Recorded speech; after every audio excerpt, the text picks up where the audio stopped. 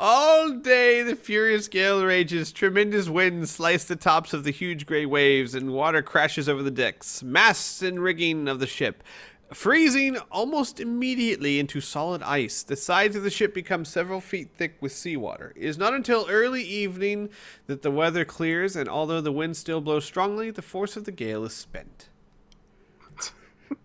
I'm spent. You guys go ahead and... I'm done. You can go now.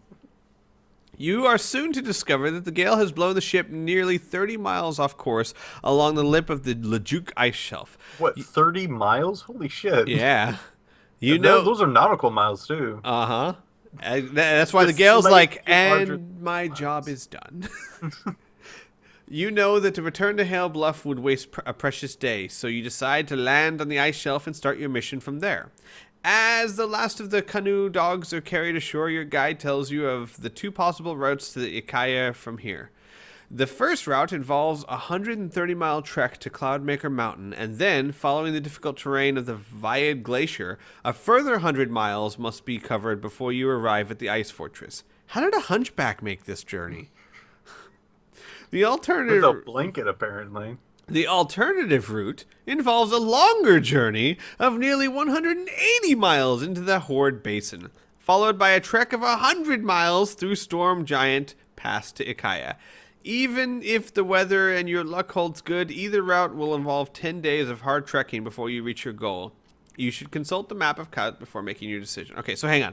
So the first one is a 130-mile trek to Cloudmaker Mountain, and then you follow the Vlad Glacier, and the other one is Horde Basin.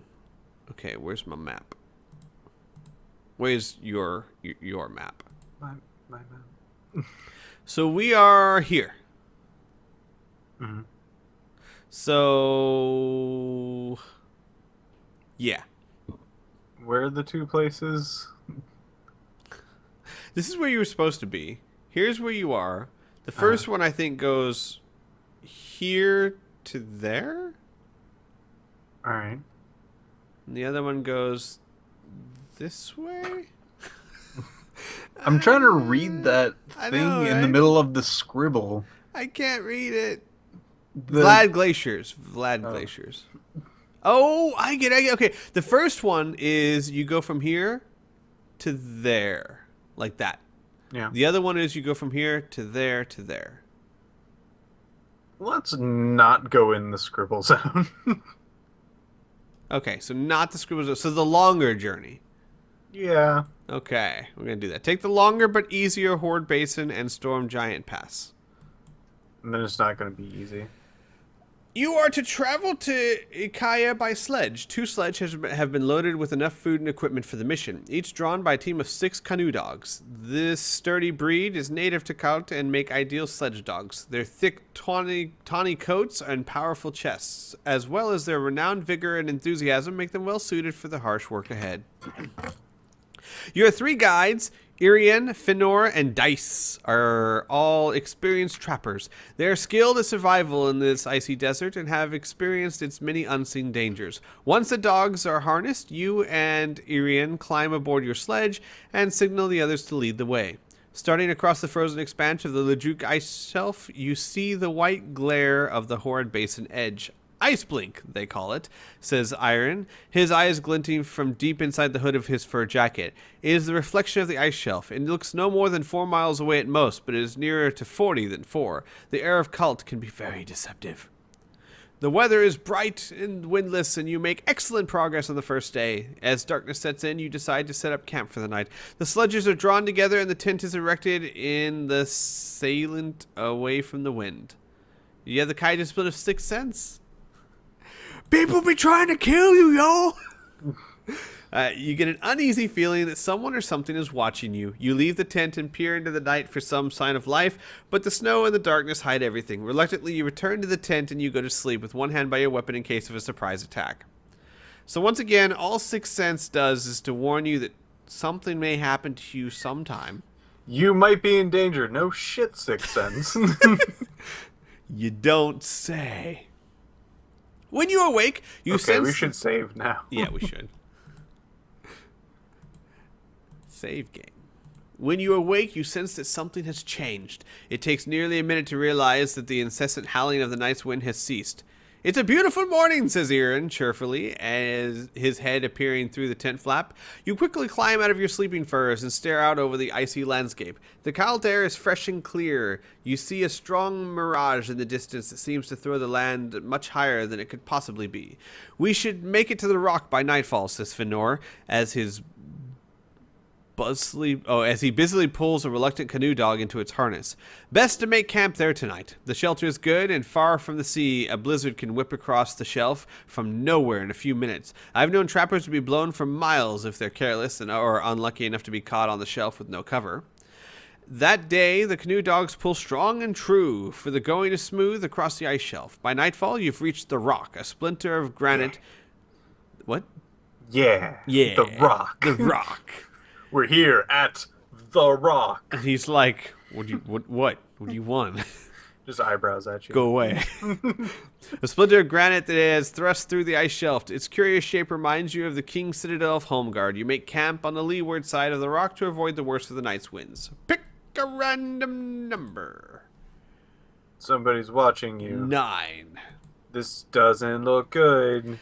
The next day is bitterly cold. A strong wind from the west blows relentlessly as you steer your sledge towards the Horad Basin. The snow clogs your eyes and your lips crack and bleed. By midday, you reach the edge of the basin. Irian and Dice's sledges arrive at the ice wall first, and they eagerly encourage you onwards. I've never heard that line. Clogged my eyes. Yeah. That can't be good. No. No. Without any warning, a great crack appears between the two sledges, opening in it with a tremendous roar until you are faced by a huge, dark crevice. Frantically, you pull on the reins, but it is too late to prevent your canoe dog team from disappearing into the void. Oh, shit. Your sledge is left balancing on the edge of the crevice, while the team of howling canoe dogs dangle helplessly in their harnesses below you. Very carefully, you risk a glance into the chasm. You see that the first two dogs have broken free and dropped down over 150 feet to a ledge below. One of them appears to be dead. The other is badly injured and whimpers beside the still body of its comrade. Suddenly, a shudder jolts the sledge, and you gasp with fright. If you wish to crawl with Fëanor to the rear of the sledge, or do you wish to decide to leap clear of the sledge into the cracked ice? If you decide to try to leap clear of the sledge onto the cracked ice. What cracked ice? So, in other words, are you going to try and climb out the back of the sledge, or are you going to try and, jump from the side?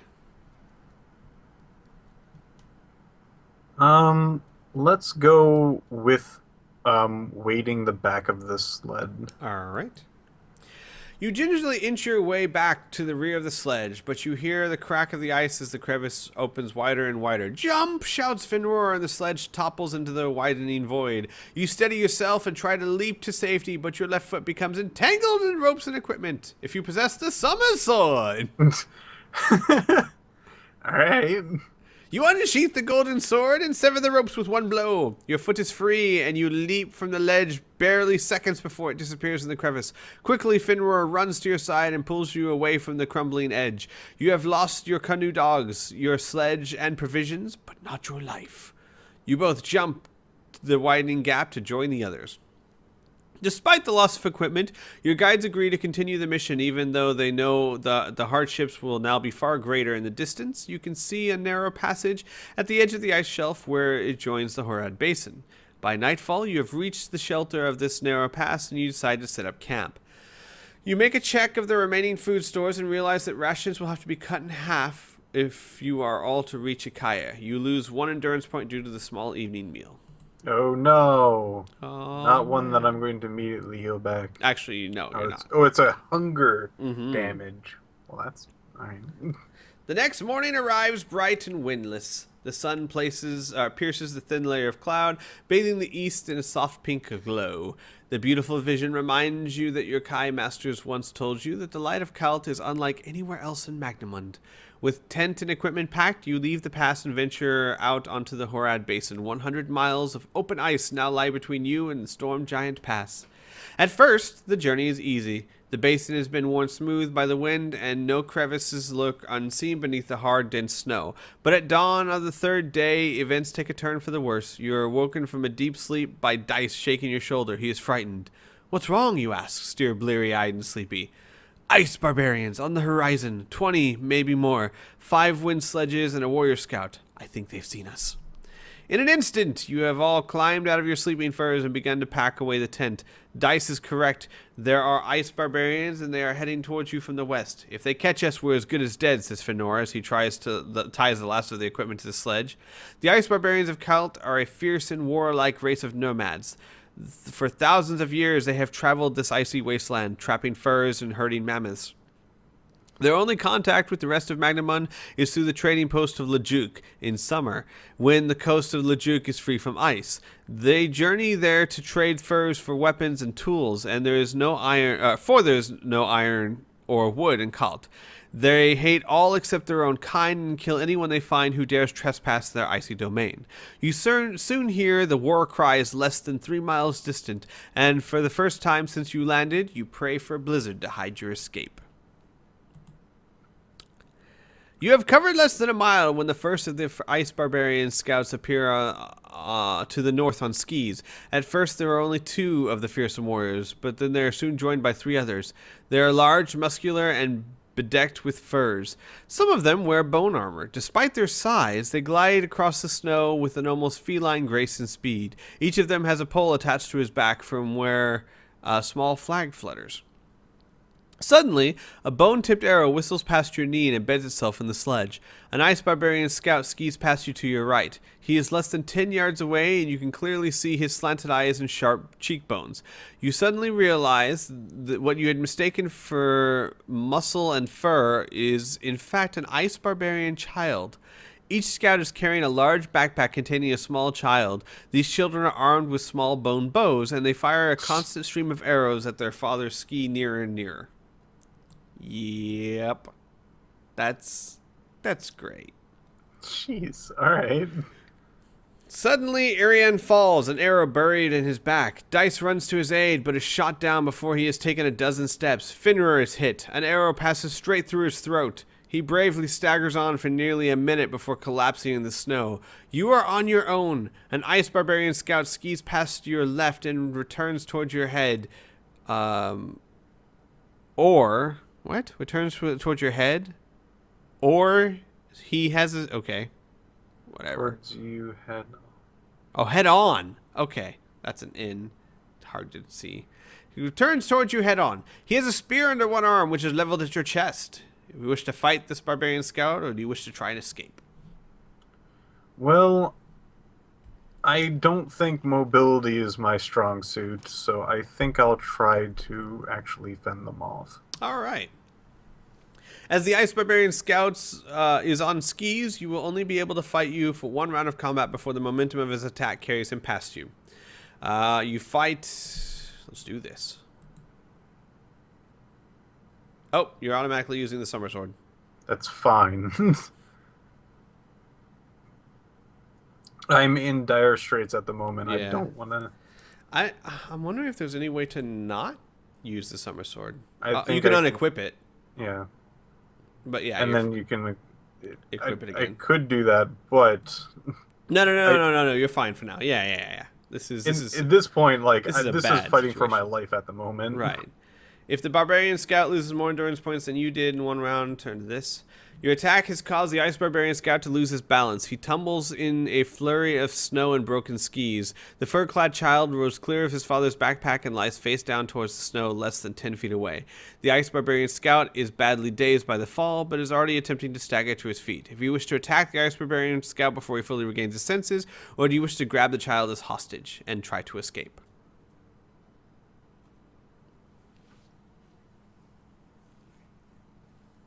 Dun dun dun dun dun dun dun. Choices. Oh, them choices. Let's go with a hostage. Hostage taking it is. The child kicks and bites your arm like a wild animal. You have the Kai display of Sixth Sense. Yes, you do. You can sense that this ice barbarian child has a bone dagger hidden in his boot. He's trying to reach it so he can attack you. Forewarned by your Kai senses, turn to page 320. Hey, look at that. It did something. Sweet. You manage to hang on to the struggling child and remove the bone dagger from his boot to prevent him from stabbing you in the back. The ice barbarians have drawn themselves up in a circle around you, but they dare not attack while you hold one of their children as hostage. Holding a bone dagger to the child's throat, you slowly inch your way towards the sledge. You soon realize that you will never be able to outdistance them on a loaded sledge. You'll have to think of something quickly. Of course, there's a picture here. Mm-hmm. Very, very lovely. It looks their family.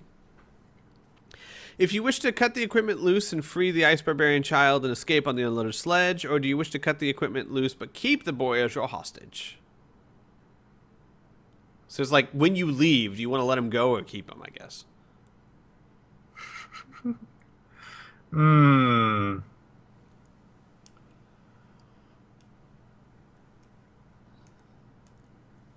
Let's Get ready to rumble. let's leave him. I don't want them to follow me. All right. Letting the boy go free at the last possible moment, you grab the sledge whip and lash the dogs, driving them for everything they are worth. On all sides, flurries of arrows whistle past you and several thud into the framework of the empty sledge.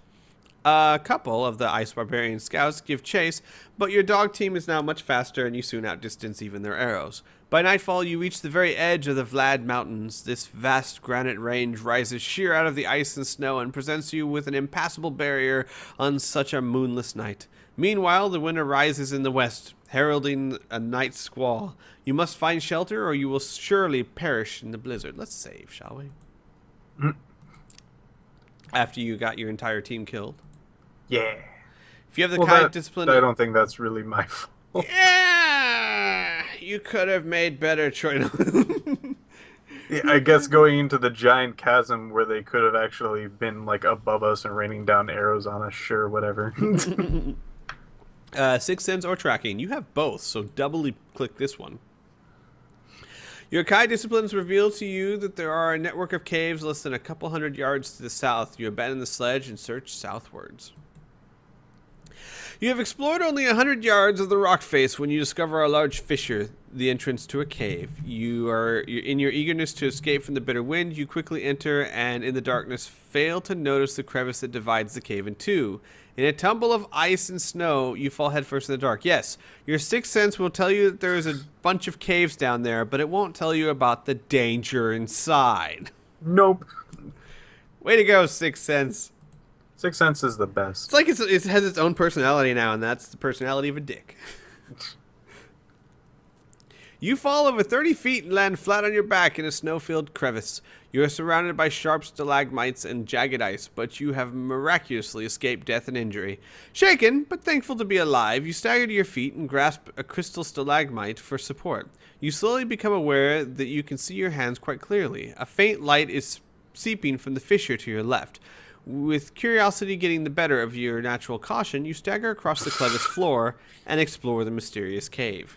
Sixth Sense isn't doing anything at the moment. After a few hundred yards, you find yourself in a huge cavern that spreads out in all directions as far as the eye can see. You have entered the caverns of Kalt and are now looking at an uncharted world that few Similonian have ever seen. The massive underground labyrinth was constructed by the ancients many ages before the Similonians set foot into Magnamund. Its wide avenues, temples, and arenas once echoed to the sounds of the race of creatures for whom the ice was a natural home. Marbles hang from the ceiling, bathing the caverns in their eternal light. I wish I could say that more. Mlar. You trek steadily northwards for 6 hours until you arrive at the bank of a fast-flowing meltwater river. On the opposite bank, you see a tunnel leading off in the distance. You can find no apparent way of crossing the deep water except by using the ice floes bobbing up and down on the surface. By jumping from one floe to the next, you could get to the opposite bank, but it will not be easy. You will have to jump at least 3 of the icy slabs to reach the other side. Pick a number. Any number. 2! Yeah. You have slipped and fallen into the icy water. The shock makes you scream out in pain as cramp bites into your legs. You fight with all your strength to reach the bank, but it is a desperate struggle. Pick another number.